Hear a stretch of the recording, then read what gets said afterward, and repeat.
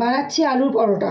তো আলুর পরোটা স্টাফিংটা তোমরা কি করে বানাও আমি জানি না, তবে আমি যেটা বানাই, আলুটাকে সেদ্ধ করে নিই, সেদ্ধ করে খোসাটা ছাড়িয়ে সেটাকে মেখে তার সাথে পেঁয়াজ, কাঁচা লঙ্কা কুচি, পেঁয়াজ কুচি, আর ধনে পাতা কুচি, নুন, আর অল্প কদানা চিনি, বা চিনি না দিলেও হয়, কোনো ব্যাপার না। চিনিটা আমি দিই না ম্যাক্সিমাম টাইম।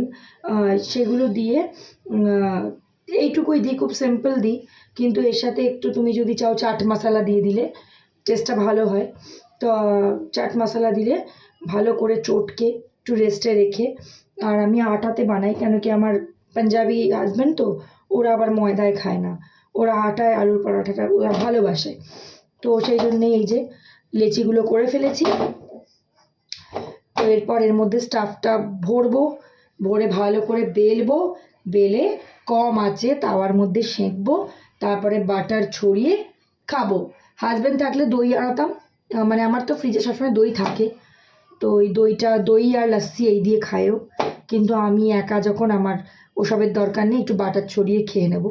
আর মেয়ের জন্য বানিয়েছি ডিমের স্টু, কেন কি ও আলুর পরোটা অতটা ছিঁড়ে খেতে পারবে না, পেট ভরবে না ওর, আমি জানি খেতে খেতে এনার্জি চলে যায়।